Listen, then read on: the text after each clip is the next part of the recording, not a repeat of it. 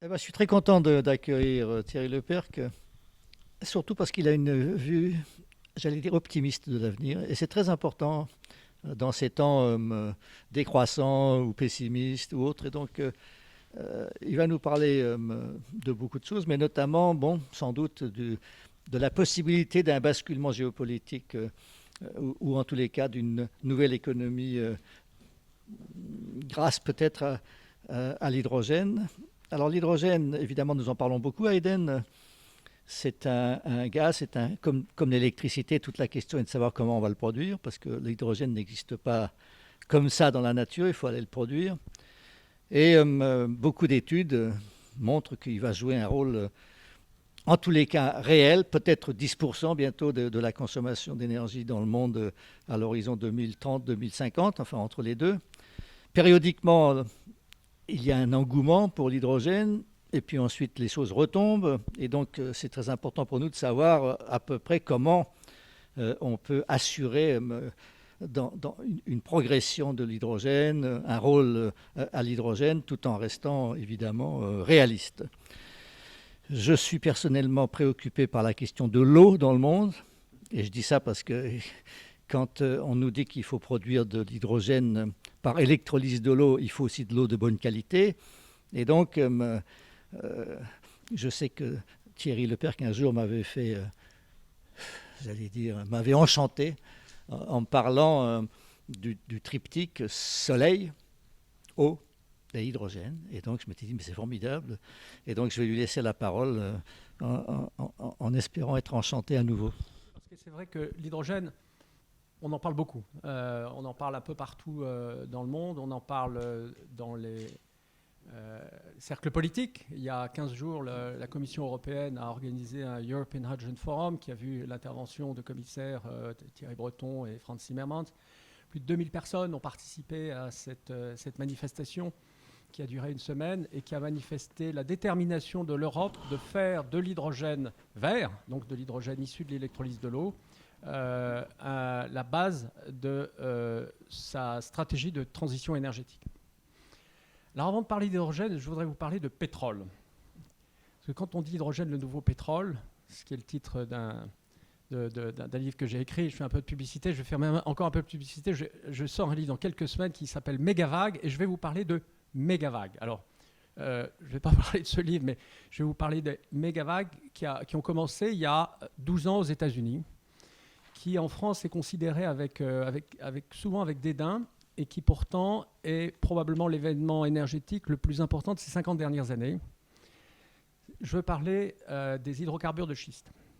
Alors pourquoi est-ce que je veux vous parler de ça ? Parce que nous avons dans l'histoire, puisque c'est quelque chose qui s'est passé entre 2008 et 2020, donc on est dans l'histoire récente, un basculement qui s'est fait de manière brutale, avec une énorme vague. Et cette énorme vague, elle a 7 composantes. Et vous allez voir que ces 7 composantes se retrouvent aujourd'hui avec le monde de l'hydrogène. Ces 7 composantes sont respectivement la politique, parce que la politique et l'énergie, l'énergie c'est de la politique et la politique c'est de l'énergie aussi. C'est aussi, donc je vais vous faire toute la chaîne de valeur, comme on dit dans le monde pétrolier, upstream, midstream, downstream, commencer par la ressource, il n'y a rien sans ressources, la technologie, les infrastructures, les marchés, la finance et les entrepreneurs pour alimenter tout ça. Alors, si je reprends cette histoire américaine, et je vous rassure, je ne vais pas parler que de ça, mais c'est très important de voir comment se naissent ces méga-vagues énergétiques. Et en l'occurrence, tirer les leçons de ce qui s'est passé donc, depuis une décennie aux États-Unis et qui a changé le monde. Alors, qu'est-ce qui a changé ? D'abord, c'est qu'il y a 12 ans, les États-Unis sont arrivés au point bas de leur production de pétrole. La production pétrolière américaine est arrivée à ce qu'on appelait le peak oil en 1970, avec presque 10 millions de barils par jour. Et pendant presque 40 ans, cette production a baissé pour atteindre son point le plus bas, c'était donc il y a 12 ans, en 2008, à 5 millions de barils par jour. Au début de cette année, en 2020, les États-Unis ont produisaient 13 millions de barils par jour. Et là, je ne parle même pas du gaz. Qu'est-ce que ça veut dire ? Ça veut dire que en 12 ans, les États-Unis ont accouché d'une Arabie Saoudite. Et on pourrait même dire, sur le plan du gaz, ils ont accouché d'une Russie. Quelles sont ces composantes? Eh bien, les composantes sont d'abord la politique, mais pas la politique telle qu'on l'envisage souvent dans la politique énergétique. C'est que la politique américaine enserrait la capacité de développement de pétrole sur le pays et a facilité le développement du pétrole et du gaz de schiste dans cette période-là, et a autorisé notamment l'exportation, qui a ensuite déclenché une vague entrepreneuriale. Alors, je vais passer très rapidement sur la ressource. La ressource, c'est la roche-mère qu'on trouve dans le bassin permien. Les technologies, tout le monde les connaît, c'est des technologies de fracturation hydraulique et de forage horizontal. Les infrastructures, c'est les infrastructures classiques. Il y en a des millions de kilomètres aux États-Unis, ce sont les pipes et les infrastructures de stockage, mais surtout ce qui s'est construit depuis maintenant une dizaine d'années, c'est des terminaux gaziers qui exportent maintenant ce gaz et qui sont des jolis bijoux à 25 milliards de dollars pièce. Et puis, c'est surtout un marché, le marché mondial du pétrole, et surtout la capacité de fournir ce marché dans des conditions compétitives. Même si, il faut le dire, il y a eu un coup de chaud pour ces pauvres producteurs de gaz de schiste américains lorsque, en 2014, les prix du pétrole et du gaz se sont effondrés. Mais enfin, ils se sont adaptés et la production est repartie de plus belle pour atteindre les records dont je parlais tout à l'heure. Et puis, tout ça ne se serait pas fait sans la finance. C'est, tenez-vous bien, 1500 milliards de dollars qui ont été investis ces 10 dernières années avec sur l'ensemble de cette chaîne de valeur, et qui a été mobilisée essentiellement par les marchés financiers. C'est Wall Street qui a accompagné ça. Et puis je terminerai avec les entrepreneurs, parce que cette histoire-là n'est pas une histoire de compagnie pétrolière. À la base, ce sont des entrepreneurs, on pourrait dire des capitaines d'industrie, des Harold Hamm, des Aubrey McClendon, qui sont des gens, là encore, très très peu connus en France, mais qui ont complètement révolutionné cette industrie et qui en ont fait ce qu'elle est devenue aujourd'hui. Alors, on pourrait dire, quelle leçon en tirer? La leçon en tirer, c'est qu'il faut avoir une approche systémique. Qu'est-ce qui s'est passé dans cette décennie aux États-Unis? C'est qu'on a eu la conjonction de tous ces phénomènes que j'indique, qui sont arrivés en même temps et qui ont permis une méga vague d'investissement, et qui a transformé le monde de l'énergie aux États-Unis, mais aussi le monde de la géopolitique. Imaginez-vous que les États-Unis, il y a encore 12 ans, on n'ose à peine imaginer, étaient le premier importateur de pétrole du monde, et que la Chine était quasiment, elle sortait d'une situation d'exportation. Aujourd'hui, la situation est totalement renversée. La Chine est de très très loin le premier importateur de pétrole et de gaz mondial, et les États-Unis sont devenus un exportateur net. Il y a un renversement géopolitique qui n'est pas sans impact majeur sur la relation États-Unis-Chine. Si les États-Unis, sous le président actuel, ont pu se permettre d'avoir une politique aussi dure vis-à-vis de la Chine, et la Chine, d'une certaine manière, quoi qu'on en dise, avoir une certaine retenue, c'est précisément parce que le changement de géopolitique lié à la position énergétique a tout changé. L'hydrogène, maintenant. Je ne vais pas vous faire une histoire de l'hydrogène, ça prendrait beaucoup trop de temps, mais je vais simplement vous faire un parallèle avec ce que je viens de décrire sur le gaz de schiste, le gaz et le pétrole de schiste. Pourquoi ? Parce que ma conviction, à titre personnel, c'est que nous allons accoucher en Europe d'une Arabie Saoudite de l'hydrogène dans la décennie à venir. C'est ça, en fait, le sujet. Alors, la bonne nouvelle, c'est que ce sera une Arabie Saoudite décarbonée, que ce sera une Arabie Saoudite européenne, avec une ressource énergétique européenne, avec des technologies européennes. En tout cas, ça en prend le chemin, si on va à la vitesse qui est attendue. On a une chance exceptionnelle, c'est que cette révolution-là, on est en tête, nous, en Europe.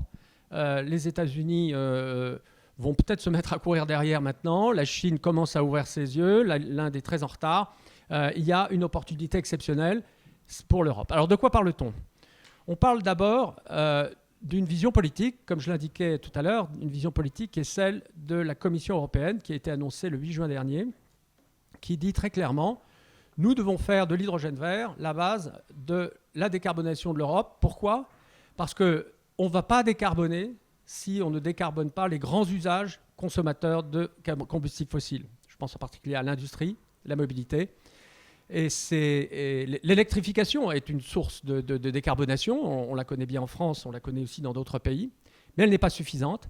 Et si on veut décarboner, c'est-à-dire neutralité carbone, appelons un chat, neutralité carbone en 2050 ou avant, eh bien, il n'y a pas d'alternative à trouver des substitutions à l'ensemble des usages des combustibles fossiles dans les domaines que j'ai indiqués. Et donc l'Europe a annoncé un programme très ambitieux, 1 million de tonnes d'hydrogène vert en 2024, 10 millions de tonnes en 2030. Si on continue, on sera à 100 millions de tonnes en 2036. On verra bien si le rythme est tenu. En tout cas, ce qui est sûr, c'est que là, à ce moment-là, on a des volumes qui vont représenter des chiffres qui vont représenter significativement une partie de la consommation de combustibles fossiles.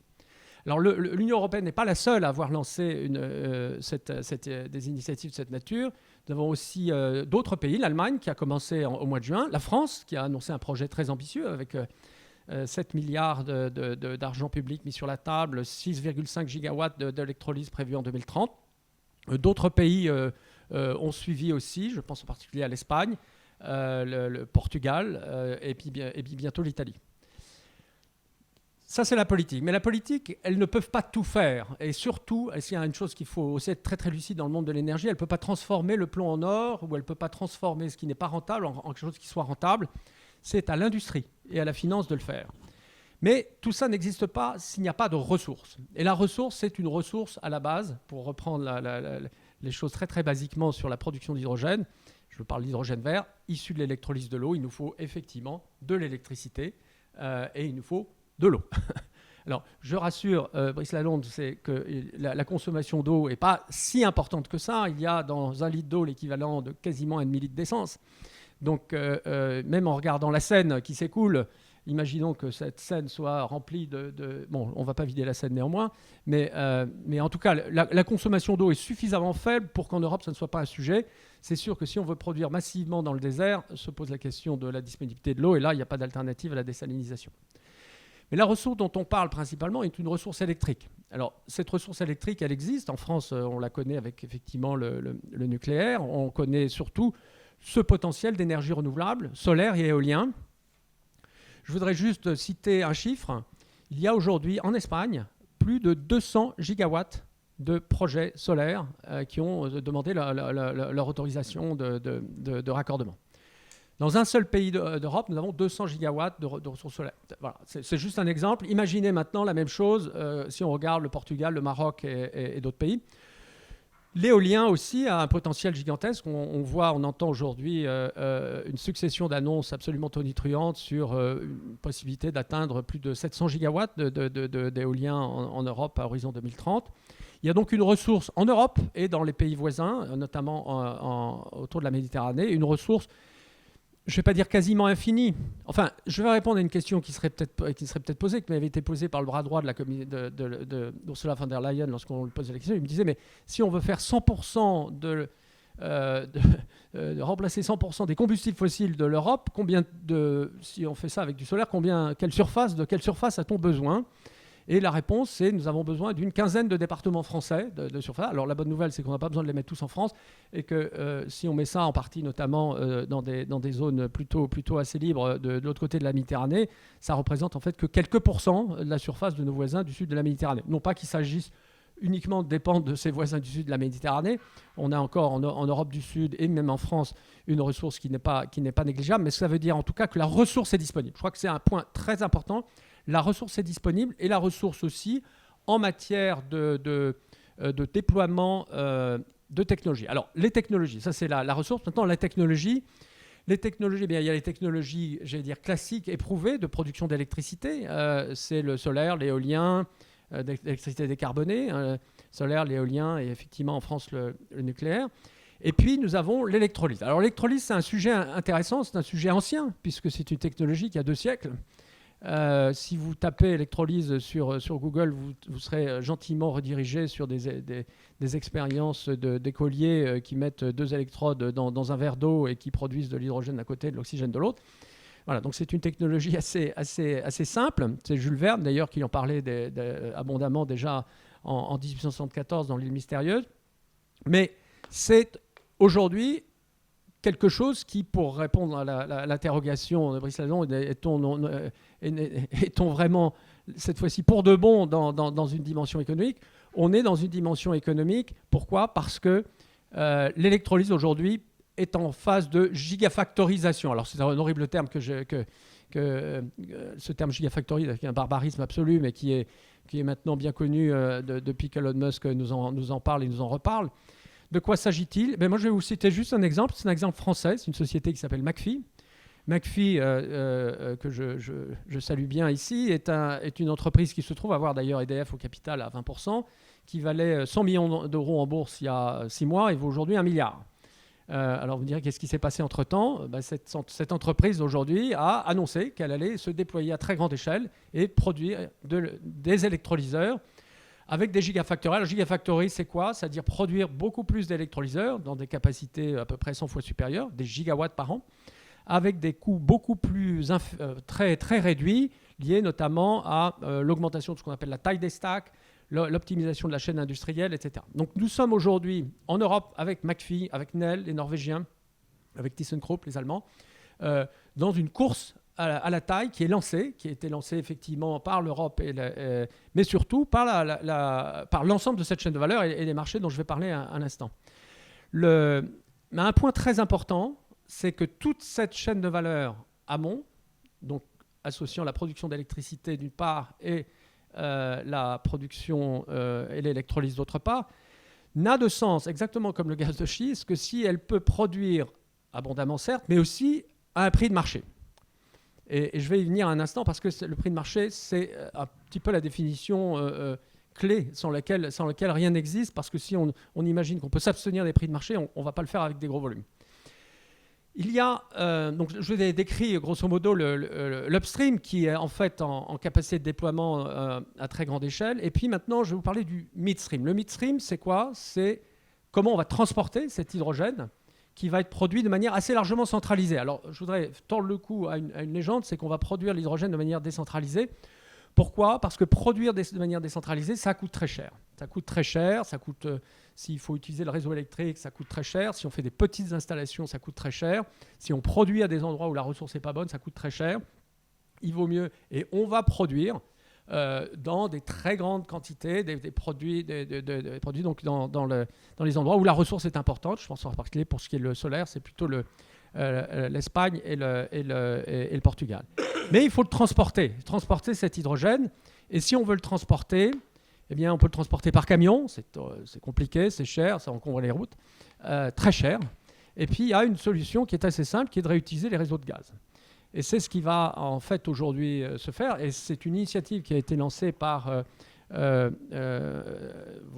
confrères du gaz, si je puis dire, les TSO gaziers, ce qu'on appelle les TSO, avec les opérateurs de transport de gaz européens, qui, au mois de juillet, se sont réunis dans une initiative très intéressante qui s'appelle European Hydrogen Backbone, qui vise à déployer 23 000 km de conduites dédiées à l'hydrogène pour précisément permettre à cet hydrogène du sud de l'Europe de remonter vers le nord et réciproquement. Cette initiative associe aussi du stockage. Il y a aujourd'hui des capacités de stockage qui représentent l'équivalent de millions de batteries dans des cavités salines et dans des aquifères et qui peuvent être réutilisées pour transporter de l'hydrogène. Et puis il y a le marché. Alors là, il y a quelque chose qu'il faut absolument comprendre, c'est que le marché, il fonctionne sur la base de prix de marché. Aujourd'hui, je vais prendre un certain nombre d'utilisations. La chimie. La chimie, en particulier l'ammoniac, qui sert à la production d'engrais et demain qui peut être utilisé comme combustible pour les navires.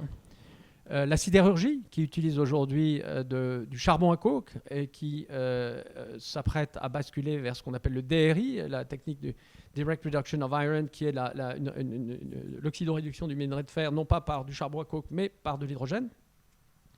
Les ciments, la cimenterie, qui eux, ils émettent naturellement du CO2 et leur objectif, c'est de capter ce CO2 et de le combiner avec de l'hydrogène pour produire du méthanol, donc un méthanol propre, en quelque sorte, qui est un produit chimique de base très important.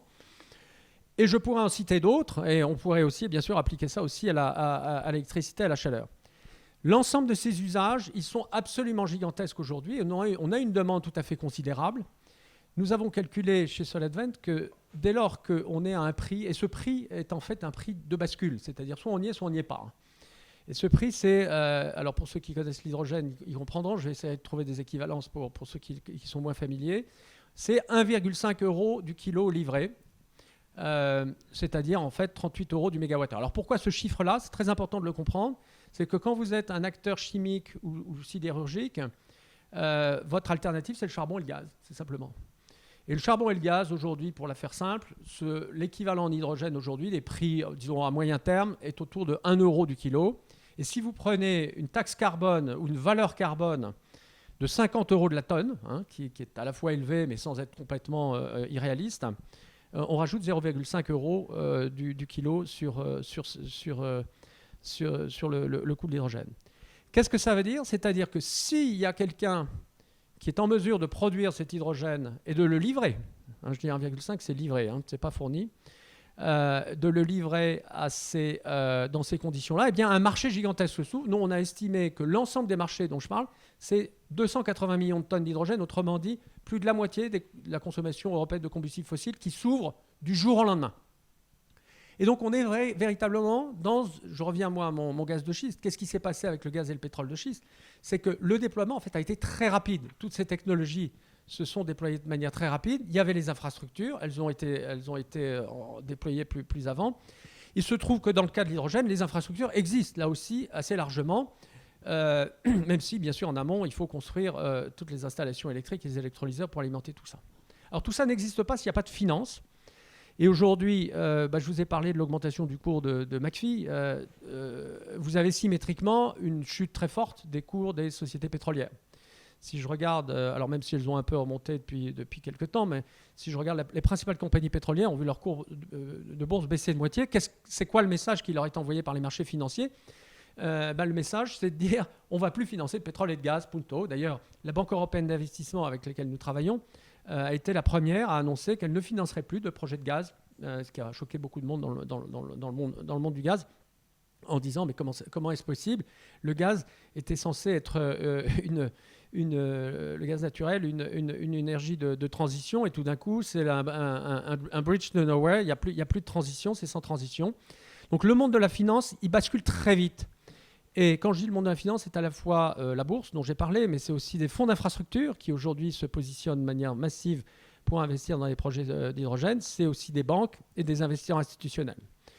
C'est à peu près l'équivalent de ce qui s'est passé avec Wall Street. Et c'est vrai que tout ça est quand même très intense en capital et n'existera pas s'il n'y a pas de financement. Alors, des financements publics aussi, bien sûr. On me reproche souvent de ne parler que de modèle économique et de ne pas parler de financement public ou autre. Les financements publics vont être nécessaires, notamment pour accompagner la montée en puissance, je pense en particulier des infrastructures, la montée en puissance des électrolyseurs, la montée en puissance aussi, la transformation des centrales à charbon. Alors, un sujet, par exemple, très intéressant, c'est qu'aujourd'hui, nous avons 140 gigawatts de centrales à charbon en Europe. Qu'est-ce qu'on va faire de ces centrales? Va-t-on les fermer? Et là, c'est des coûts gigantesques. Et comment va fonctionner un réseau électrique sans machine tournante, sans inertie et juste avec un peu d'énergie variable, renouvelable, du solaire et de l'éolien, des batteries? La réponse, c'est ça ne va pas fonctionner. En revanche, si on fait comme ce qu'ont fait les États-Unis, là encore, les États-Unis, c'est peu su, ont réduit très fortement leurs émissions de gaz à effet de serre depuis 12 ans. Pourquoi? Parce qu'ils ont remplacé leurs centrales à charbon par des centrales à gaz naturelles, alors pas d'hydrogène. Eh bien, en Europe, on a aujourd'hui la même opportunité. Nous travaillons pour ce qui nous concerne sur un projet de cette nature qui s'appelle Lac Hydrogène, qui vise à transformer des centrales à gaz, des centrales à charbon en centrales utilisant l'hydrogène, donc avec des turbines à hydrogène, dont on espère bien qu'elles seront produites en France chez General Electric à Belfort. Ça, c'est un projet qui nous tient à cœur. Le potentiel là est tout à fait intéressant, y compris pour des acteurs financiers qui aujourd'hui sont un petit peu ce qu'on appelle les actifs échoués. Investir aujourd'hui dans une centrale à charbon, ce n'est pas une bonne idée. Il y a quand même en même temps des centaines de milliers d'emplois qui sont en jeu. Qu'est-ce qu'on va faire de ces emplois? Si on transforme ces centrales à charbon en centrales de production d'électricité à base d'hydrogène, on aura une base énergétique qui pourra compléter les énergies renouvelables. Et je voudrais juste terminer sur les entrepreneurs, parce que l'histoire et la leçon du gaz de schiste américain, c'est que tout ça arrive, certes parce qu'il y a des visions politiques du top-down, mais aussi parce qu'il y a le fameux bottom-up, c'est-à-dire des initiatives. Et dans le cas d'espèces, c'est une approche collaborative. Parce que je vous ai fait une comparaison avec le pétrole, mais il y a quelque chose qui est très différent par rapport au pétrole ici. C'est qu'il n'y a pas une seule entreprise qui détient les clés de upstream, midstream, downstream. Et il n'y en aura pas dans les 10 ou 20 prochaines années. C'est une logique de collaboration. Et c'est la raison pour laquelle mon entreprise a pris l'initiative avec aujourd'hui une trentaine de groupes qui couvrent l'ensemble de la chaîne de valeur, des développeurs solaires, des constructeurs de gigafactories d'électrolyseurs, des transporteurs gaziers, des industriels de tous les secteurs que j'ai évoqués, des fonds d'infrastructure qui représentent plus de 200 milliards de fonds gérés, la Banque européenne d'investissement, pour un projet qui, au total, représente 100 gigawatts. Donc, on parle d'un projet de 100 milliards d'euros. Mais ce projet-là, ce n'est pas une entreprise qui le porte, c'est une trentaine d'entreprises. Il n'est pas encore public, il sera annoncé au début de l'année prochaine. L'Europe, la Commission européenne le soutient très fortement. Le mouvement est lancé. Ce mouvement, ce n'est pas juste une vision. Ce que je vous ai présenté n'est pas juste une vision d'avenir optimiste. C'est une réalité entrepreneuriale et industrielle en route qui va transformer l'Europe et pour laquelle, et c'est la bonne nouvelle, tout le monde est appelé à, quand je dis tout le monde, c'est tous les acteurs de la chaîne de valeur, mais aussi les territoires dont je peux parler, mais qui sont très importants, et doivent se réunir dans ce changement qui va être un changement à la fois énergétique, mais aussi un changement culturel. Pourquoi ? Parce que si on a une ressource énergétique, un peu comme l'eau à nouveau, mais l'eau, c'est quoi ? C'est le pouvoir au consommateur. Parce que ce qui a le pouvoir dans l'eau, ce n'est pas la compagnie des eaux, c'est le consommateur avec les concessions qu'il donne. Eh bien, aujourd'hui, on est à genoux devant les producteurs de pétrole et de gaz qui nous accordent le bonheur de leurs produits et sur lesquels on ne va surtout pas faire des remarques sur la manière dont ils gèrent leur pays. Et en revanche, si un jour on peut s'abstenir de se mettre à genoux et produire chez nous en Europe ce dont on a besoin, eh bien oui, on aura fait un basculement qui ne sera pas qu'un basculement énergétique ou climatique, ça sera aussi un basculement géopolitique.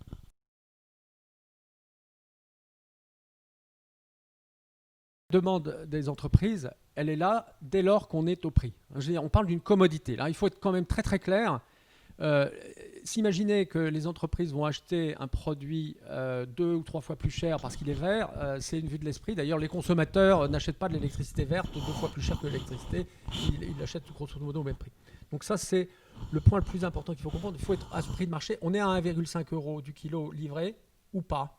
Et si on est à 2, ça ne marche pas. C'est-à-dire que les acteurs, je prends l'exemple de l'ammoniac, si vous leur dites j'augmente les prix d'approvisionnement de 30%, eux ils disent mais attendez, moi je vends à des agriculteurs. Je ne vais pas aller voir des agriculteurs et leur dire maintenant vos engrais sont beaucoup plus chers parce qu'ils sont verts. Les agriculteurs ne vont pas acheter les produits plus chers. On parle de l'automobile avec l'acier. On dit, regardez, ça n'augmentera le prix d'une voiture que de 600 € si on triple les prix. Mais qui va payer ? À qui va-t-on demander de payer une voiture 600 € de plus ? Donc là encore, il faut être complètement conscient qu'on ne peut pas, et notamment dans un contexte de compétition internationale, on ne peut pas demander aux entreprises de payer plus cher qu'elles ne le veulent. Alors, je voudrais juste un mot sur la Clean Hydrogen Alliance et l'European Battery Alliance. Ce sont deux choses de nature différente. La Clean Hydrogen Alliance est un groupement, il y a 1000 entreprises. Honnêtement, il y a là-dedans un peu de tout. C'est un truc sympathique qui a été réuni avec des grands, des petits, des moyens, des gens qui veulent tous plein de bonne volonté, etc. Ça n'a, désolé pour mes camarades qui ont lancé ça, ça n'a pas de réalité industrielle. Ce qui a une réalité. Alors, par contre, l'Alliance pour les batteries, elle, a une réalité industrielle.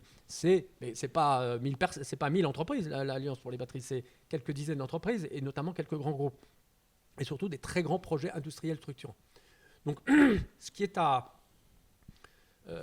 devant nous, c'est de construire des alliances. Et ce que nous faisons avec Ideal, donc qui est cette initiative dont j'ai parlé tout à l'heure, c'est quelque chose de cette nature. C'est une trentaine d'acteurs très importants. Alors, certains entrepreneuriaux, mais dans l'ensemble, c'est des acteurs de grande taille et qui doivent travailler ensemble. Donc, effectivement, il faut qu'il y ait, et l'avenir est à des consortiums de cette nature. Et pour répéter la chose, je vais le répéter avec beaucoup de force, il y a aujourd'hui une fenêtre pour l'Europe. Je dois vous avouer néanmoins, je parle beaucoup avec des acteurs chinois, je suis membre du Green Hydrogen Coalition aux États-Unis, que tout ça bouge très très vite, que l'Europe a une tête d'avance, mais qu'elle la gardera si elle avance très vite. Et si notamment, il y a 2 points essentiels, il faut construire ces gigafactories très vite, et pas une, mais 50. Il faut construire 50 gigafactories d'électrolyseurs dans les 5 prochaines années en Europe. Et il faut que le transport d'hydrogène soit mis en place très rapidement dans les 5 à 8 ans qui viennent pour pouvoir amorcer la pompe. Donc il y a 2 enjeux majeurs qui feront que l'Europe prendra la tête ou pas. C'est la production via des électrolyseurs et puis l'aval. Écoutez, alors bon, donc je suis enchanté de nouveau, donc ça c'est bien. En même temps, je suis préoccupé. D'abord, vous commencez en disant tout ça c'est systémique. Il faut que tout fonctionne en même temps. Comme il faut que tout fonctionne en même temps, évidemment, le diable est dans les détails. Ça veut dire qu'il faut vraiment que le projet Desertec dont on entendait parler naguère fonctionne, que tout le monde soit d'accord, qu'on puisse mettre ces grandes batteries photovoltaïques en Afrique du Nord et qu'on puisse transporter tout ça. Enfin bon, si on en a besoin. Il faut que les conduites de gaz acceptent que l'hydrogène ne s'en échappe pas par tous les ports, parce que les hydrogènes c'est tout petit, etc., etc. Et si vous voulez, autant je partage la volonté politique exprimée par l'Union européenne et comment est-ce qu'on peut faire, autant je suis content de savoir que les électrolyseurs, finalement, ça se rapproche un peu des batteries dans la technique, etc., etc. Donc on doit pouvoir le faire. Autant je m'inquiète parce qu'il y a quand même l'hydrogène à des concurrents. Parmi les concurrents, il y a l'électricité, parce qu'on fabrique par électrolyse, mais après tout, si l'électricité peut le faire directement, pourquoi passer par l'hydrogène, etc. Donc il y a un premier concurrent possible, l'électricité. Le deuxième concurrent possible, alors là c'est beaucoup plus embêtant, c'est le gaz. Parce que le gaz, c'est aussi un moyen, c'est le moyen actuel de produire de l'hydrogène. Et comme le gaz, en ce moment, n'est pas du tout cher, nous avons un problème. Il faut vraiment qu'il y ait une taxe carbone significative pour qu'on ne passe pas par le gaz pour produire de l'hydrogène. Donc, vous voyez, des choses de ce genre-là qui me préoccupent. Donc, il faut vraiment border tous ces détails pour que ça fonctionne. Alors, vous avez posé une question importante qui est le positionnement de l'hydrogène par rapport au gaz et à l'électricité. D'abord, l'électricité comme vecteur est un vecteur irremplaçable, je veux dire, qui est paré de toutes les vertus. Et c'est sûr que si on peut consommer en direct de l'électricité, c'est bien mieux que si on la transforme en hydrogène pour la réutiliser, notamment en électricité, puisqu'effectivement, on a une chaîne. Même s'il ne faut pas sous-estimer le fait que tout ça est tout à fait faisable et qu'on peut stocker en quelque sorte de manière massive de l'électricité sous forme d'hydrogène. L'électricité, aujourd'hui, elle a une voie triomphante dans la mobilité. On le voit aujourd'hui quand on regarde le nombre de véhicules électriques qui arrivent sur le marché en 2021. Quand on regarde, je ne sais pas si vous avez regardé, mais le mois dernier, la part des véhicules électriques atteint maintenant, on n'est pas loin de 20%. Donc on est en train de basculer, là c'est un point de bascule qui arrive là, instantanément, là, du monde de l'automobile vers les batteries. Alors, en même temps, une fois que j'ai dit ça, si vous mettez des batteries sur des camions, eh bien, ce que va transporter le camion, c'est des batteries. Donc, ça ne marche pas. Donc, en fait, l'électricité a sa pertinence sur un certain nombre d'applications, et notamment sur le transport automobile, qui est, là encore, un potentiel absolument gigantesque et qui va permettre de faire en sorte que l'électricité qui, entre les pays, suivant les pays, est aujourd'hui entre 20 et 25% du mix énergétique, continue de monter progressivement. Est-ce que ça va atteindre 50% comme certains le disent en 2050, peut-être ou peut-être pas. Mais ce qui est sûr en tout cas, c'est que, même à supposer que ça atteigne 50% en 2050, eh bien, il restera les 50 autres pourcents. Donc de toute façon, cette solution... Alors, quant au gaz, moi je vais vous dire de manière très claire, aujourd'hui le gaz, je vais le dire avec beaucoup de c'est fini. Le gaz, c'est fini. Je vais vous prendre quelques exemples. La France, d'abord, qui vient d'annoncer, alors on peut dire parce que la France est nucléariste. Non, la France prend acte du fait qu'aujourd'hui, le gaz, c'est carboné et que si on veut décarboner, il faut enlever le gaz. Je veux dire, c'est une évidence absolue. Les Pays-Bas. Les Pays-Bas, aujourd'hui, ont décidé de sortir totalement du gaz naturel à horizon 2030. Vous avez aujourd'hui un certain nombre d'entreprises et d'États qui ont pris ce genre de décision. Mais surtout, les entreprises elles-mêmes qui consomment ce produit souhaitent en sortir. Et nous, ce qu'on voit, on discute avec tous ces acteurs dont je vous ai parlé dans la chimie, dans l'industrie. Ce sont des gens qui ne rêvent que d'une chose, c'est de sortir du gaz.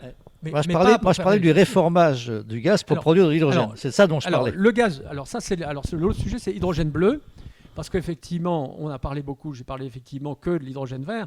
L'hydrogène bleu. Alors l'hydrogène bleu, c'est quoi? C'est de l'hydrogène gris, c'est-à-dire produit par vaporéformage du méthane, auquel on rajoute une couche de CCS, de capture du carbone. Et là, je vais vous dire quelque chose de très simple. L'hydrogène bleu n'a aucun avenir, non pas pour des raisons idéologiques, mais pour des raisons économiques. Je reprends mon chimiste. Si vous lui proposez de l'hydrogène bleu, c'est quoi? Aujourd'hui, l'hydrogène gris est aujourd'hui en Europe à peu près à 2 € du kilo. Donc si vous rajoutez le coût du CCS, minimum 0,5 € du kilo, minimum peut-être, vous êtes entre 2,5 et 3 € du kilo. Donc vous allez proposer un hydrogène bleu issu du gaz naturel à pratiquement 2 fois le prix qu'il est prêt à acheter. Et donc il ne va pas en acheter. Donc ce n'est pas une histoire de on va développer l'hydrogène bleu, le machin. L'hydrogène bleu que certains promeuvent, je vais juste prendre un exemple assez rigolo. Equinor, qui est la compagnie pétrolière norvégienne qui promeut l'hydrogène bleu de tous les côtés. Pourquoi? Parce qu'ils produisent du gaz naturel et ils ont de quoi stocker du CCS. Qu'est-ce qu'ils viennent d'annoncer avec Shell, c'était hier? 10 gigawatts de production d'hydrogène avec de l'éolien. Pourquoi? Parce qu'ils ont compris, même Equinor a compris que son avenir, ce n'était pas de l'hydrogène bleu, c'était l'hydrogène vert. Donc si même ces gens-là le montrent, et avec une annonce tonitruante, 10 gigawatts, c'est quand même significatif, ça veut bien dire que l'hydrogène bleu n'a pas d'avenir. D'ailleurs, dans les prévisions de la Commission européenne, elle voit l'hydrogène bleu à 2% à terme dans le particulier. Donc le sujet hydrogène bleu, en fait, est un peu un tigre de papier.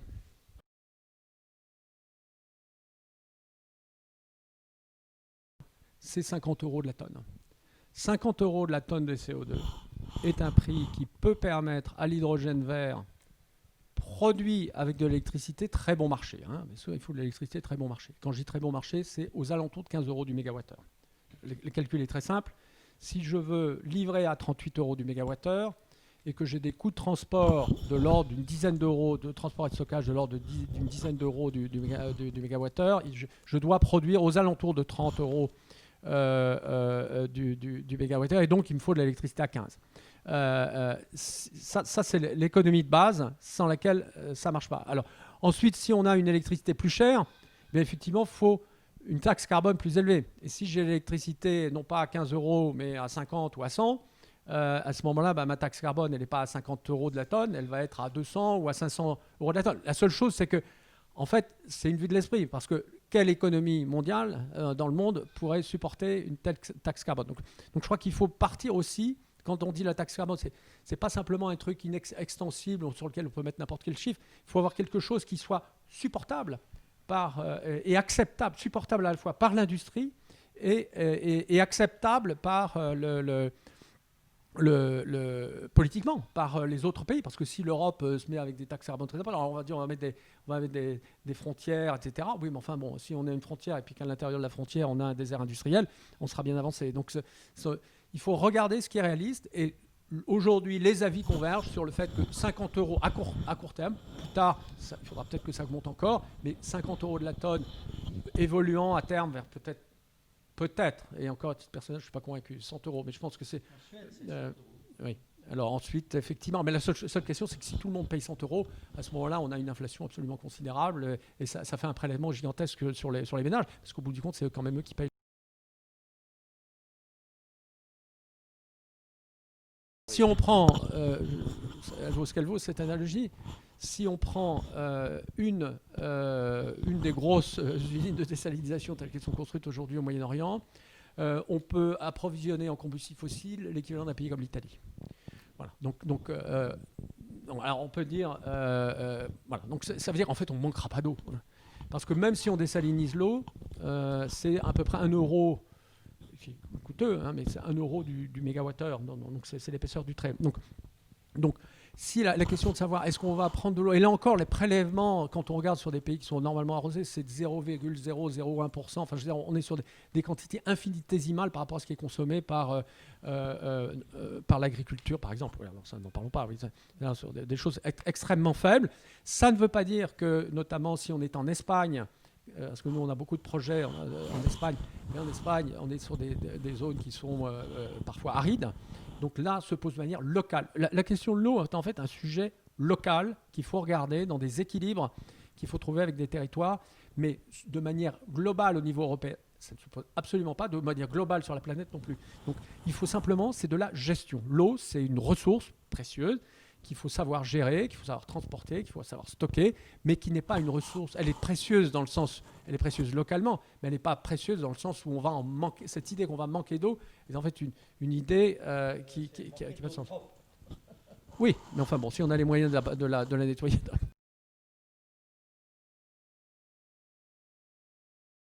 Alors les infrastructures aujourd'hui, European Hydrogen Backbone, c'est très simple.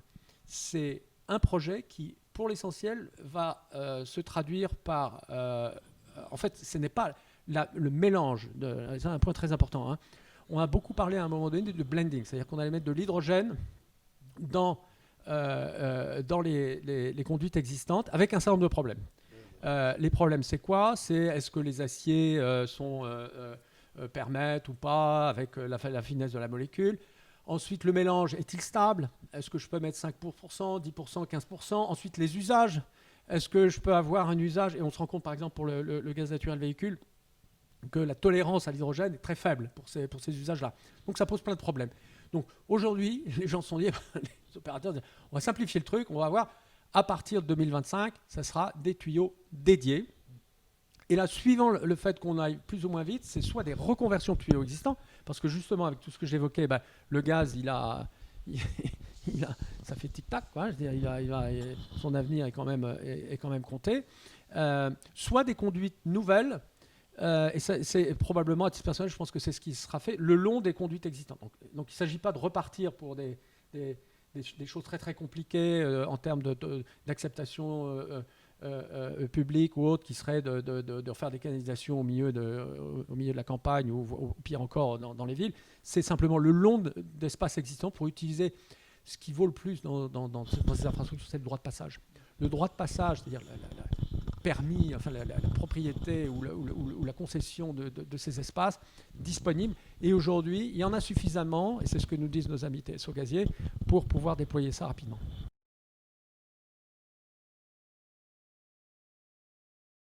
La clé, c'est que l'impulsion politique s'accompagne d'un élan industriel et financier.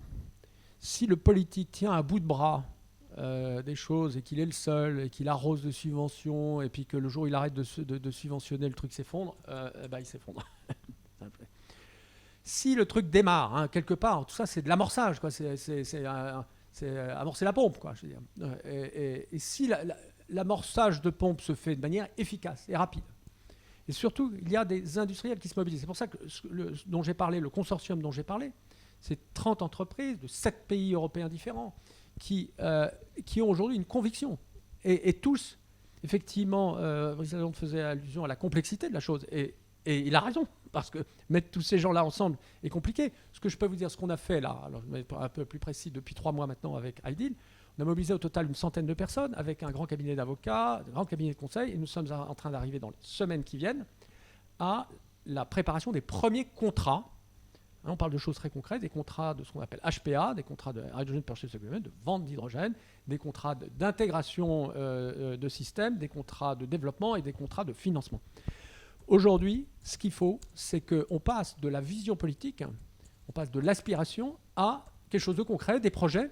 Et pour donner des chiffres encore un peu plus précis, ce qui est envisagé par ce consortium, c'est 10 000 tonnes dès la fin 2022, 10 000 tonnes par an d'hydrogène dès la fin 2022. Ils ne seront pas dans les conditions économiques encore complètes, mais qui sont déjà des quantités significatives. Plus de 500 000 tonnes en 2025 et 4 millions de tonnes en 2030. Voilà. Ce consortium-là, donc ces entreprises, certes, c'est beaucoup de monde, hein, encore, c'est une puissance de feu importante, je dis des fonds qui représentent plusieurs centaines de milliards, il y a la Banque européenne d'investissement. Et donc voilà, vous avez cette initiative, vous pouvez en avoir d'autres. D'ailleurs, cette initiative, accessoirement, elle est très ouverte et tous les jours, il y a un acteur de plus qui la rejoint. Et si vous avez cette dynamique, cet élan qui se noue, eh bien, le politique, lui, ce qu'il doit faire toujours, c'est avoir la vision de l'intérêt général, la vision de l'infrastructure, la vision du long terme, la vision des grands équilibres. Mais c'est quand même beaucoup mieux si on accompagne, en tant que politique, une vague puissante qui mobilise surtout des ressources privées, et que plutôt qu'on ait besoin de porter les choses à bout de bras sur un plan politique ou financier.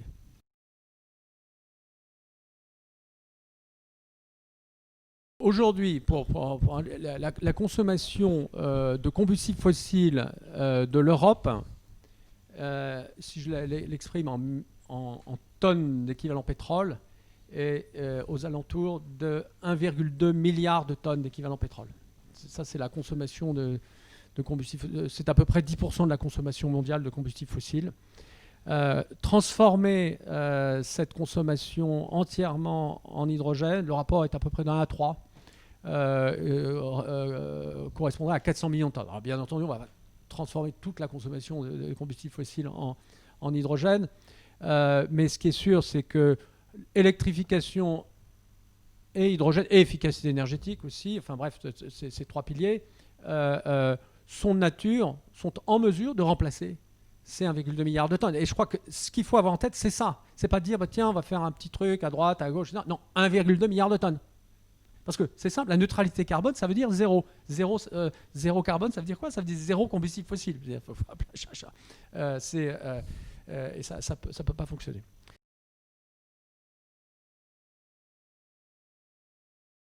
Sur le nucléaire, alors qui est un sujet très sensible en France, moi je vais vous dire mon opinion, le nucléaire c'est quelque chose de très précieux. C'est de l'électricité en base. On va en avoir besoin et de plus en plus. Pourquoi? Parce que en 2025, toutes les centrales nucléaires belges seront fermées. En 2022, toutes les centrales nucléaires allemandes seront fermées. Toutes les centrales à charbon allemandes seront fermées avant 2038, etc., etc. Qui va maintenir de la base électrique en Europe? Qui va maintenir la fréquence? Qui va maintenir pour l'instant, on ne sait pas. Donc ça serait bien qu'il y ait quelqu'un qui puisse le faire, c'est très bien. Ensuite, et là je vais le dire très directement, transformer cet hydrogène, cette électricité nucléaire en hydrogène, ça ne peut pas marcher. Pour une bonne et simple raison, c'est que le coût de l'hydrogène résultant est entre 4 et 6 fois ce que le marché est prêt à prendre. Donc soit on met des milliards, dizaines de milliards, centaines de milliards sur la table en disant on va faire de l'hydrogène nucléaire et on va le distribuer à tout le monde, mais malheureusement, ça ne peut pas marcher parce que qui va payer? On peut dire, ah ben là aujourd'hui, il y a l'argent tombe du ciel et puis on s'en fiche, etc. De toute façon, c'est pas nous qui payons et puis c'est d'autres. Mais non, à un moment donné, il y a des gens qui payent. Donc cette idée, à un moment donné, il faut être rationnel. Il faut utiliser, là encore, cet outil magnifique qui est l'outil qui permet justement de garantir une production d'électricité en base. Il faut le préserver, il ne faut surtout pas le flinguer. Et l'idée aujourd'hui qu'on va avoir du solaire, de l'éolien, des batteries, là encore, c'est une vue de l'esprit. Il suffit juste de regarder à quoi ça ressemble dans les pays où c'était, je pense en particulier en Californie ou au Chili, où aujourd'hui, vous avez des problèmes très graves sur les réseaux électriques. Et pourtant, ils sont encore à des niveaux relativement modestes de pénétration d'énergie renouvelable variable. Donc là encore, il faut être très très lucide sur la stabilité du réseau électrique. Et là encore, la France a un atout, c'est normal qu'elle le cultive.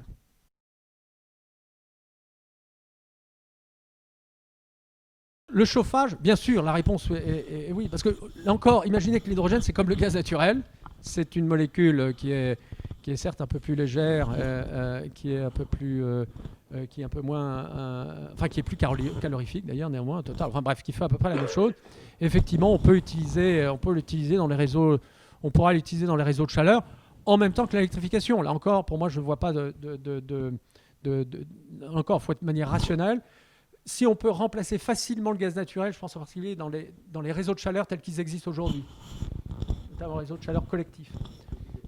Je veux dire, on aurait tort de s'en gêner, de s'en priver, parce que honnêtement, plutôt que d'importer du gaz de schiste de nos chers amis américains ou du gaz sibérien de nos chers amis russes, si on peut utiliser de l'hydrogène vert fabriqué à la maison ou en tout cas en Europe, c'est quand même beaucoup mieux à tous égards sur un plan climatique et sur un plan géopolitique. Alors, la cohabitation gaz-hydrogène, on l'a faite il y a 50 ans quand le gaz a remplacé l'hydrogène. On ne le sait pas, mais pendant 100 ans, Paris et d'autres villes ont fonctionné à l'hydrogène. Ça s'appelait le gaz de ville. Le gaz de ville, c'était 50% d'hydrogène, c'est ce qu'on utilisait pour se chauffer, et 50% de monoxyde de carbone, c'est ce qu'on utilisait pour se suicider. Et tout ça a été gentiment remplacé. Ces magnifiques usines à gaz qui envoyaient des jolies poussières dans les rues de Paris, qui faisaient la jolie couleur noire des bâtiments parisiens des années 30. Il suffit de regarder les photos, de dire mais qu'est-ce qui se passait? Ça s'appelait les usines à gaz. Mais en l'occurrence, ce n'était pas l'hydrogène, c'était le charbon utilisé qui permettait l'hydrogène. Bon, donc on a fait cette transition-là. Ça ne s'est pas trop mal passé. Je pense qu'on a des ingénieurs qui savent le faire. Quant au réseau de distribution, on a une très bonne nouvelle, c'est que le réseau de distribution il est essentiellement en PVC. Et le PVC est parfaitement compatible avec l'hydrogène. Là, pour le coup, il n'y a rien à changer. Autant pour les grosses canalisations, on est sur de l'acier, notamment d'ailleurs paradoxalement les plus récentes sont dans les aciers spéciaux qui sont les plus vulnérables à la petite molécule qui est l'hydrogène. Les plus anciennes avec des aciers plus carbonés sont en fait quasiment réutilisables en l'état. Voilà, donc cette transition-là, elle est possible. Ce qui est sûr aujourd'hui, c'est qu'effectivement, les premiers consommateurs dont on parle, nous, avec lesquels on est en train de faire affaire, c'est des gens qui sont raccordés effectivement au réseau de transport, qui sont très gros consommateurs, mais que le réseau de distribution, on travaille par exemple avec Naturgy en Espagne, qui est l'opérateur, qui fait l'opérateur de réseau de distribution de gaz dans ce pays, pour pouvoir distribuer ça au plus grand nombre.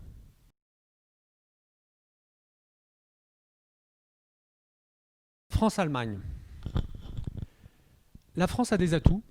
Elle a des atouts. Je vais parler de McPhy. Elle a des entreprises comme positionnées à différents endroits de la chaîne de valeur. Elle a des acteurs dans les turbines qui ne demandent qu'à transformer leur activité de turbine à gaz à turbine à hydrogène. Elle a des sociétés d'ingénierie comme Vinci et comme Technip, qui sont des entreprises très en pointe.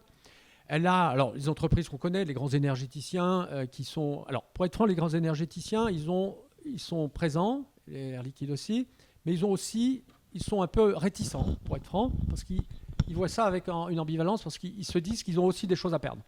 Donc, vous avez des acteurs en France qui foncent, puis il y en a d'autres qui sont un peu plus prudents, notamment par rapport à l'hydrogène vert, qui pourrait éventuellement menacer telle ou telle base d'actifs. Ce qui est sûr aujourd'hui, c'est que la France est dans une situation, je vais être un peu direct, la France suit. La France n'a pas pris l'initiative de l'hydrogène, c'est l'Allemagne qui a commencé, l'Europe qui a suivi et la France. La France veut encadrer, le gouvernement français veut encadrer l'hydrogène avec une focalisation précisément sur la mobilité, ce qui est très bien avec des constructeurs automobiles français. Encore que, ces constructeurs automobiles, pour l'instant, ils n'ont pas encore sorti un véhicule hydrogène. Les véhicules, ils sont japonais ou coréens. Donc, on attend que les constructeurs automobiles français sortent des véhicules hydrogène et ça risque de prendre un peu de temps. Moi, je pense, à titre personnel, qu'il n'y a pas d'alternative à une approche européenne, pan-européenne. Et que l'idée qu'on va faire de la France... comme certains disent aussi, une Arabie saoudite de l'hydrogène nucléaire et avec des frontières tout autour. Tout ça, ça ne va pas arriver. Donc, c'est même pas la peine d'essayer, ça ne va pas arriver. Et qu'on a une carte beaucoup plus importante à jouer du fait que la France est au cœur de l'Europe. Si on veut transporter accessoirement de l'hydrogène espagnol vers l'Allemagne, c'est quand même mieux de passer par la France. Bon. Donc la France est au cœur de géographique et entrepreneurial et industriel. Là encore, on a des entreprises qui ne demandent que ça. Il y a des acteurs dans l'électricité. On peut parler d'EDF qui aujourd'hui produit de l'électricité à des niveaux records. Alors non pas en Europe mais au Moyen-Orient. L'électricité à 11 € du mégawattheure solaire, c'est EDF aux Émirats Arabes Unis. Donc on a des énergéticiens qui savent faire de l'électricité extrêmement bon marché dans les zones où la ressource est importante. Donc moi aujourd'hui, il y a un sujet. Le sujet, c'est les infrastructures, pour être complètement franc avec vous.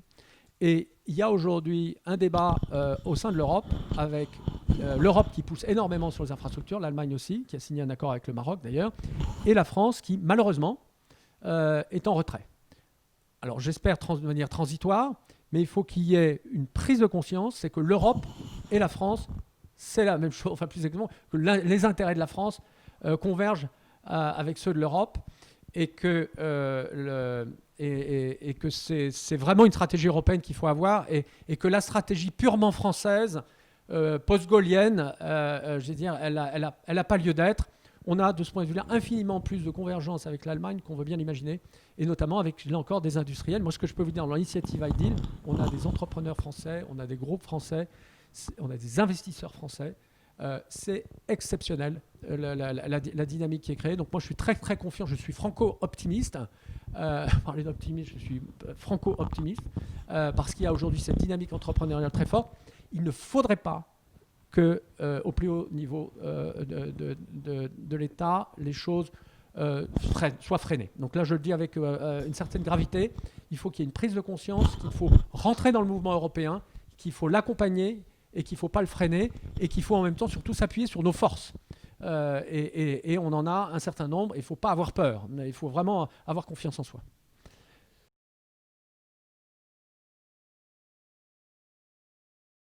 C'est intéressant de dire que le fait de produire en Europe du Sud renforce la dépendance à la Chine. Comme chacun sait, la Chine n'est pas au sud de l'Europe. Et que la ressource, et on confond deux choses, on confond la ressource, qui est une ressource bien européenne, et effectivement un élément d'équipement, en l'occurrence les modules photovoltaïques. Et il est vrai, alors là je vais le dire avec beaucoup de fermeté aussi, que si on développe en centaines de gigawatts le solaire en Europe ou au sud de la Méditerranée pour nous fournir en hydrogène, qu'il serait de bon ton qu'une partie non négligeable de cette production de modules photovoltaïques, et pas uniquement des électrolyseurs, soit faite en Europe. Alors, la bonne nouvelle, c'est qu'il y a des initiatives qui sont lancées. Il y a une initiative qui vient d'être lancée, d'ailleurs, la France, d'ailleurs, prend position là-dessus, avec Meyer Burger, qui est un EREC, donc les Norvégiens et les Suisses, mais qui ont des projets, notamment il y a un projet qui aujourd'hui a été annoncé en Lorraine. Il y a aujourd'hui une opportunité de tirer par la demande, ça c'est un point très important, par le marché, une industrie européenne, non pas couverte de subventions, ce qu'on a essayé de faire entre 2013 et 2018.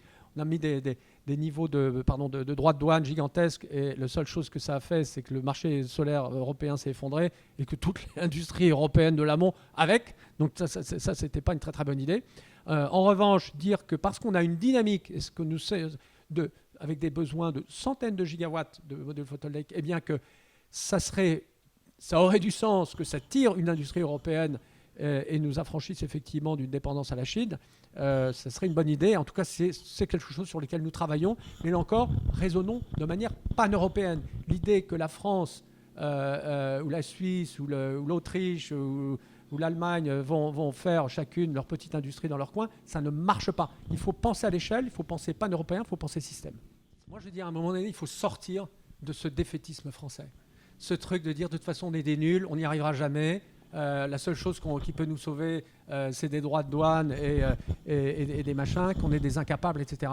Ce pays a construit des capitaines d'industrie, il a construit la Tour Eiffel, nous sommes dans la salle Ferdinand de Lesseps, qui est, honnêtement, je trouve ça, d'ailleurs, à titre personnel, je trouve ça sympathique d'être dans ce truc-là, pas simplement parce que j'étais chez LG, parce que ça représente quelque chose quand même, Ferdinand de Lesseps. Voilà. Donc aujourd'hui, on est dans cette situation-là, on a un canal de Suez, alors je ne vais pas prendre le canal de Panama, ça serait un mauvais exemple, mais on a essayé, mais mon lancier mal pris.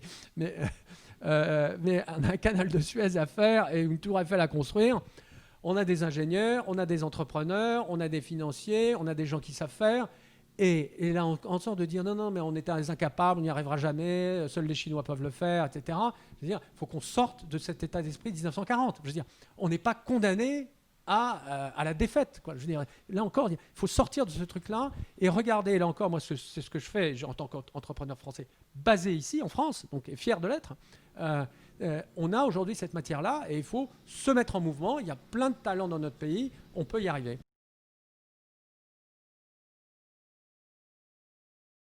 C'est une question intéressante sur un plan scientifique, mais qui n'a aucun sens sur un plan économique. Donc, je vais y répondre quand même, parce que la question est posée. Le rendement de l'électrolyse est de 70%, et si on convertit cette électrolyse, cet hydrogène à nouveau en électricité, par exemple avec une CCGT, on a un rendement de 60%. Donc, au total, aujourd'hui, on est sur des rendements de l'ordre de 40-45%. Alors on va dire, oh là là, quelle horreur, etc. Sauf que si on prend de l'électricité, vous aurez fait le calcul assez rapidement, si on prend la base de l'électricité à 11 euros du mégawattheure, eh bien, même si vous avez un rendement de 42%, vous avez à l'arrivée, même si vous avez quand même eu des coûts pour transformer tout ça, vous avez à l'arrivée un machin complètement disponible et transformable, etc., qui est tout à fait abordable sur un plan économique. Donc ça c'est un point très important. Oui, c'est quoi le rendement d'une voiture? On ne se pose pas la question du rendement de voiture, on se pose la question de combien ça me coûte au 100. Je veux dire, c'est la seule question qui varie, c'est ça. Combien ça me coûte? Et si c'est zéro carbone et que ça coûte, que le rendement de ceci, de cela...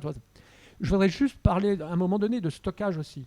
Il y a une étude qui vient d'être faite, qui vient d'être sortie par Wood Mackenzie, qui est la Bible des entreprises en matière d'études énergétiques. Elle nous prévoit une explosion des volumes des batteries à horizon 2030 avec une augmentation complètement exponentielle pour arriver à un chiffre gigantesque en 2030. Nous aurons 17 minutes de stockage de batterie total en 2030. Voilà. 17 minutes. La capacité totale de batterie installée dans le monde correspondra en 2030 à 17 minutes de consommation annuelle mondiale. Alors moi je pose la question, comment on passe l'hiver avec 17 minutes? Voilà. Donc, il se trouve que il nous en faut à peu près dans un facteur 1000. Mitsubishi Heavy Power Industries, travaillons-nous sur un projet qui s'appelle Intermountain Power Project dans l'Utah, conversion d'une centrale à gaz, de centrale à charbon d'1,9 gigawatt à l'hydrogène. Mitsubishi qui fait les turbines nous dit le stockage électrique, si on compare le stockage électrique et le stockage hydrogène, à 6 semaines, on est à un rapport de 1 à 100. 1 à 100. À 6 semaines. Et à 6 mois, enfin, alors là, on est à un rapport de 1 à 1000. Donc,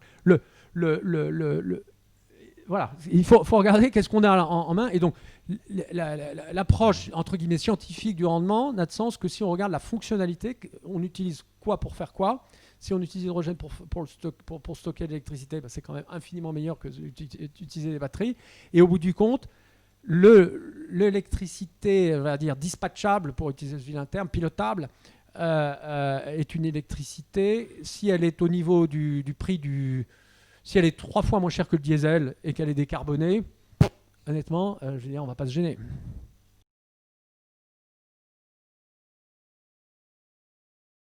Ni l'un ni l'autre. Moi, je suis un adepte, moi, de la collaboration. Voilà.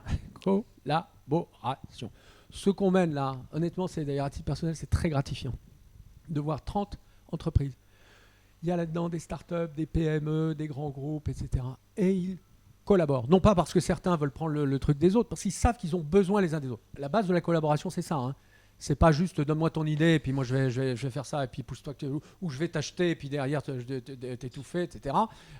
Non, c'est comment on collabore de manière intelligente. Et c'est vrai que là, ça demande un mode de fonctionnement un peu différent que il y a certaines cultures d'entreprise qui sont un peu moins, on va dire, historiquement adaptées à ce mode de fonctionnement-là, mais que là encore, le monde,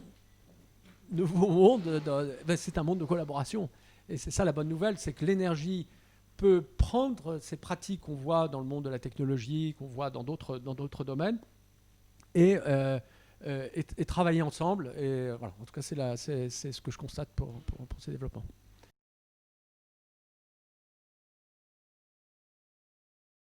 Écoutez, l'hydrogène, c'est comme n'importe quoi. Je veux dire, si vous... je sais pas, moi, prenons les fruits et légumes. Vous pouvez faire produire des fruits et légumes sur votre balcon, c'est tout à fait possible. Est-ce que vous allez réussir à nourrir votre famille en termes de quantité et en termes de prix? Pas sûr. Et donc, il se trouve que même si vous êtes adepte des produits bio, vous allez plutôt chez un commerçant, quitte à ce que ce soit un commerçant qui soit traçable. Et là, je voudrais dire, l'enjeu, c'est pas de produire soi-même, ce qui est une vue de l'esprit. Honnêtement, enfin, pour les Parisiens que nous sommes, dire qu'on va dépendre de notre production d'énergie au mois de décembre alors qu'on n'a pas vu le soleil depuis un mois, je veux dire, ça n'a strictement aucun sens. Donc, on a besoin les uns des autres. C'est là aussi où la dimension collaborative, coopérative. Je vais prendre l'exemple de l'eau. On pourrait dire, tiens, chacun, par exemple, prenons l'exemple de l'eau. on pourrait tous dire, chacun, on va avoir une citerne d'eau. On va prendre l'eau qui tombe, là, l'eau de la pluie, là, et puis on aura chacun notre petite citerne, et puis on aura... Bon, on a trouvé quand même que avoir un réseau d'eau, produire ça et au niveau d'une collectivité, ça avait du sens. Donc il y a des effets beaucoup plus importants d'économie qui permettent là encore dans la collaboration. Et la vision, même je dirais sur un plan politique, cette vision de l'autosuffisance, de l'autarcie, qu'elle soit individuelle, et pas quelque chose de très sympathique. En plus, c'est quelque chose qui, sur un plan économique, ne peut pas fonctionner.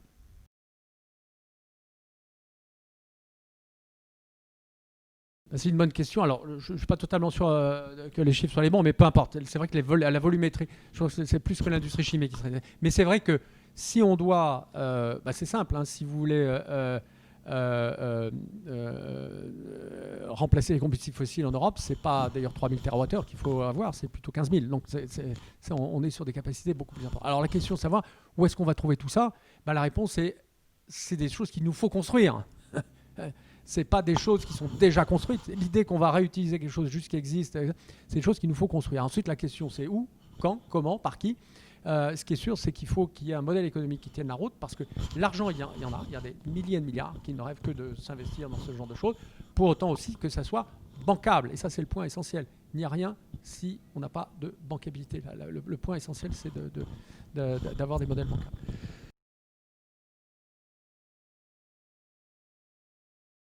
Alors, en fait, c'est la question de la sécurité. Elle est simple. D'abord, l'hydrogène, aujourd'hui, il y a des milliers de kilomètres de conduite hydrogène depuis. Donc ça existe, et vous entendez jamais parler de trucs qui explosent, etc. D'abord, l'hydrogène, accessoirement aussi, le gaz naturel, je ne vous invite pas à le respirer parce que c'est toxique et vous allez y rester. Respirer l'hydrogène, a priori, vous n'allez pas y rester. Alors, c'est vrai que c'est une molécule qui brûle facilement, qui a l'inconvénient, quand elle brûle d'ailleurs, de ne pas être complètement visible, ce qui pour les pompiers demande quand même un peu une formation spécifique. L'idée, c'est pas de jouer au petit hydrogéniste dans tous les coins. L'idée, c'est que l'hydrogène, c'est un gaz qui est inflammable, qui a un certain nombre de caractéristiques, et qui, comme tous les gaz inflammables, mais ça vaut aussi pour les hydrocarbures. Et honnêtement, l'électricité, si vous mettez les doigts dans la prise aussi, c'est pas terrible. Donc il y a de toute façon les questions de sécurité, l'énergie impose d'avoir une sécurité. Alors effectivement, on peut dire c'est comme l'eau. Non, là, en l'occurrence, c'est pas complètement comme l'eau, puisque c'est un tout petit peu. Il faut faire un tout petit peu plus attention. Mais là encore, pendant 100 ans, on a eu de l'hydrogène qui a alimenté toute la ville. La ville lumière, c'est une ville hydrogène, et on n'a pas. J'ai pas de souvenir que la ville est brûlée du fait des incendies d'hydrogène qui se multipliaient à droite et à gauche.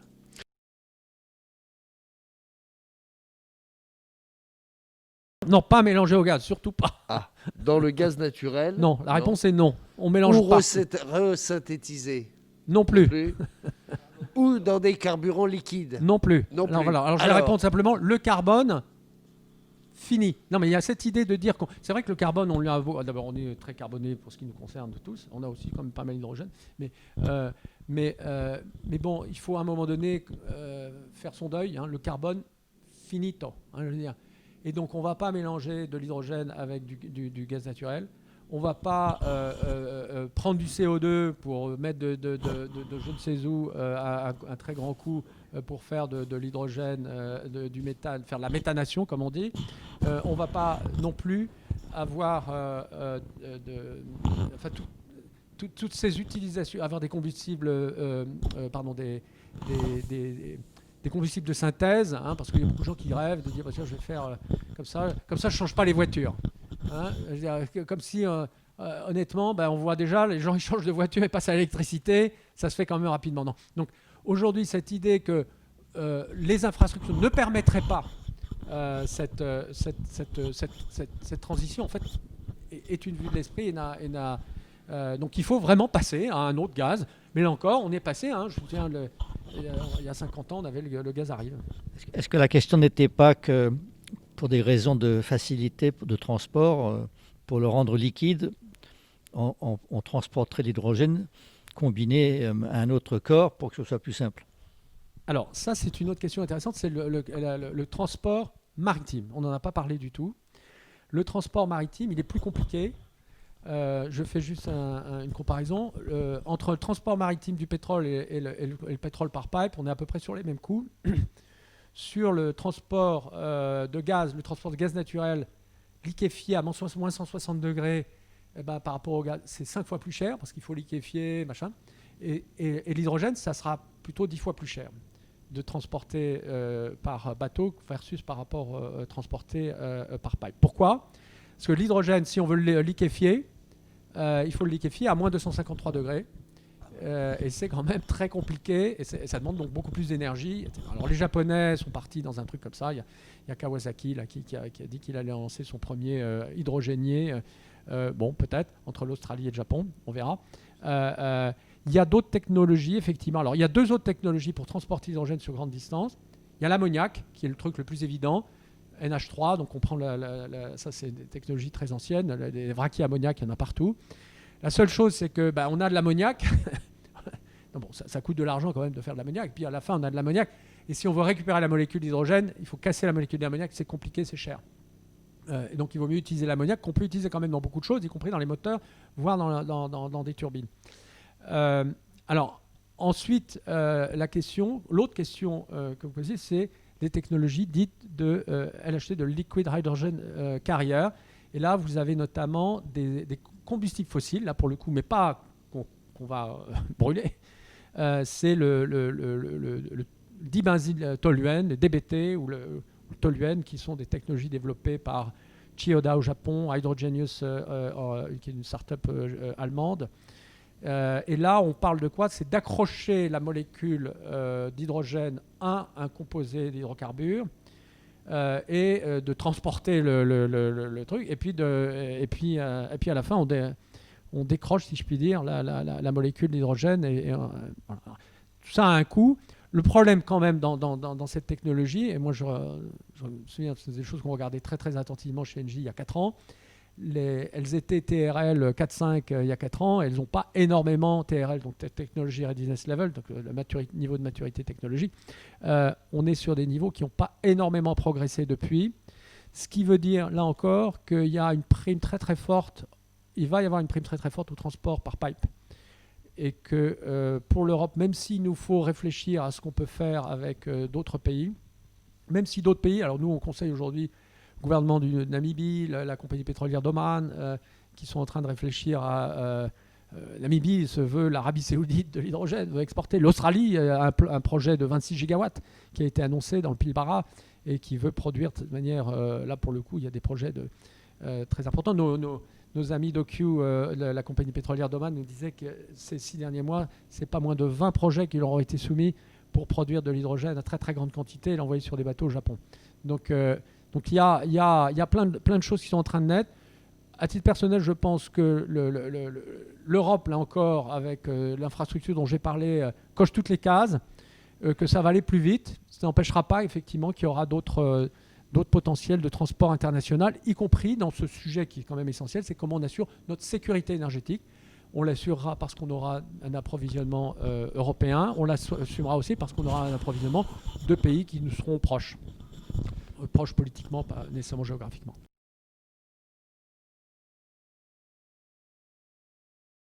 Alors les territoires sont très importants, mais il ne faut pas se tromper. Les Hydrogen Valleys, où on prend 50 millions d'argent public pour faire 3 stations, c'est sympathique pour faire des photos, mais ça ne sert à rien. Donc, en revanche, les territoires ont un rôle essentiel à jouer, exactement comme pour l'eau, c'est-à-dire dans une vision de décarbonation complète. S'ils se disent comment je vais décarboner complètement mon territoire, eh bien à ce moment-là, ils vont dire tiens, voilà, il me faut de l'électricité décarbonée, il me faut du gaz décarboné, et je veux aller à 100%. Et moi, je me situe à ce moment-là comme une régie d'eau ou autre, c'est-à-dire dans une situation où je vais acheter la chose. Donc, le rôle des territoires, c'est pas tellement de produire, on leur vend ça c'est des chimères, hein. Ils vont produire ou de mettre ou faire des infrastructures, c'est pas leur métier. Dire qu'on va transformer un territoire en industriel à la petite semaine avec de l'argent public, c'est un mensonge, enfin il faut le dire très clairement. Donc en revanche, leur dire qu'ils ont un rôle de planification, de vision de leur territoire, d'aménagement, d'infrastructures. Les infrastructures, les territoires, c'est les infrastructures. Les territoires, c'est pas la production alimentaire, la production de vêtements, la production de machin. Ça, on laisse ça à des industriels. Les infrastructures, qui sont des biens collectifs et des monopoles naturels, sont des choses qui doivent être prises par les territoires. Donc les territoires aujourd'hui, je dois vous avouer, aujourd'hui sont fourvoyés, je le dis avec beaucoup de rigueur, par tout un tas de charlatans, parce que c'est un peu de ça, qui viennent leur vendre des trucs et des machins avec de l'argent public. Aujourd'hui, il faut qu'ils ouvrent les yeux et qu'ils se disent, c'est quoi mon rôle de planificateur, c'est quoi mon rôle de transformateur de mon territoire, et aussi de dynamiseur de l'industrie. Nous, quand on travaille avec les territoires du Sud-Ouest et qu'on dit que sur le territoire Lac-Potarbe, eh bien, on va pouvoir développer toute une activité chimique et autres avec un lac 2.0, lorsqu'on travaille avec la région Bourgogne-Franche-Comté sur la revitalisation du bassin de Belfort avec des turbines, des turbines à hydrogène qui vont... Là, il y a des opportunités très intéressantes, mais là encore, qui s'inscrivent dans une logique industrielle développée par des acteurs industriels, sans cette illusion que, là encore, ils jouent aux petits industriels avec de l'argent public.